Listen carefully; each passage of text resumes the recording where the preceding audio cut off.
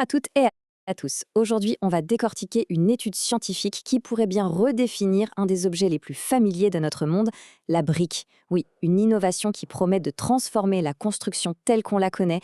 La question peut paraître un peu forte, n'est-ce pas? Et pourtant, la réponse est super intéressante et franchement pleine d'espoir. C'est vraiment le fil rouge de notre analyse. Comment une toute petite innovation, à l'échelle moléculaire, peut avoir un impact gigantesque à l'échelle de la planète. Il faut dire que le point de départ est clair. La construction moderne, ça pèse lourd sur l'environnement. On épuise les ressources, on consomme une énergie folle, bref, chaque nouveau bâtiment a un coût. C'est pour ça que toute l'industrie cherche de manière urgente des matériaux plus verts, plus écologiques. Et c'est justement de là que part l'innovation qu'on va découvrir. Alors, comment on passe du problème à la solution concrète?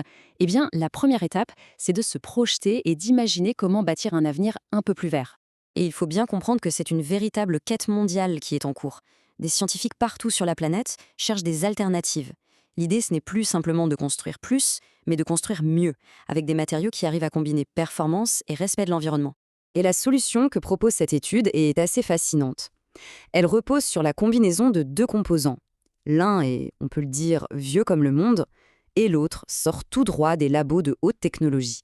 Tout commence avec l'argile. Bon, là, pas de grosse surprise, c'est la base des briques depuis des millénaires.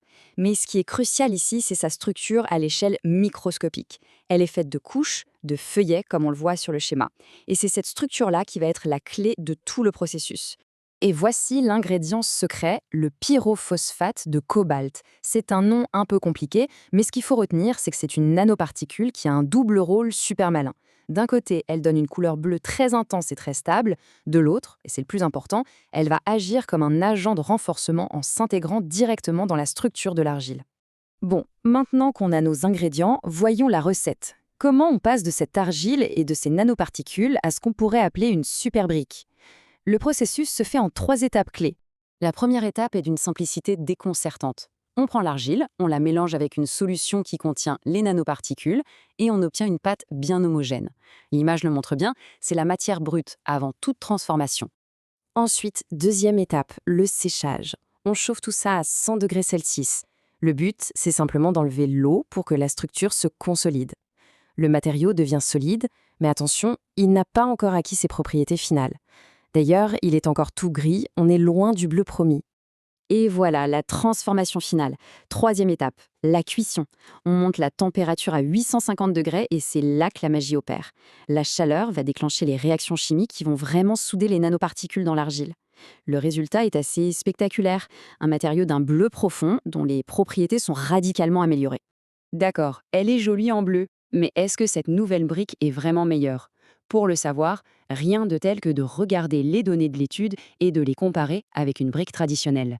Ce tableau, il est sans appel. Que ce soit en résistance à la traction, à la compression, à la flexion, ce nouveau matériau surpasse la brique conventionnelle sur tous les plans. Par exemple, une résistance à la compression de 25 mégapascales, c'est une amélioration vraiment significative pour supporter des charges lourdes. Mais la statistique la plus impressionnante, c'est sans doute celle-ci.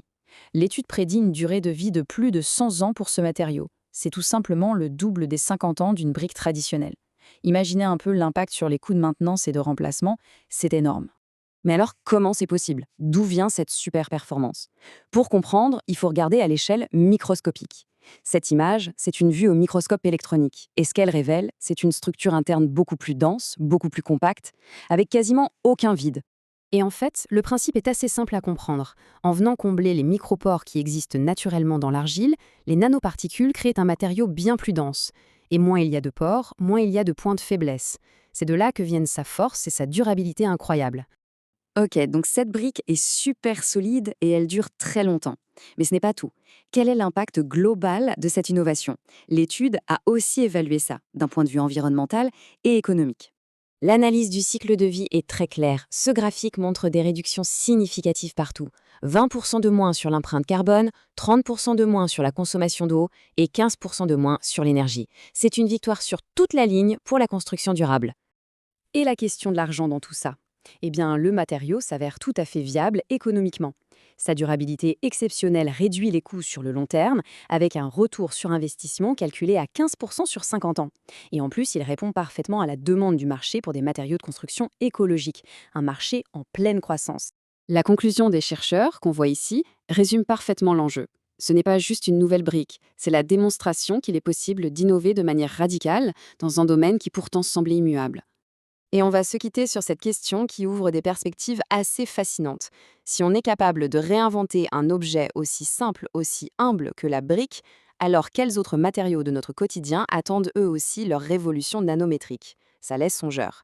Les nanotechnologies pourraient bien être la clé pour réinventer tout notre environnement bâti, un matériau après l'autre, et pour construire un avenir plus solide et plus durable.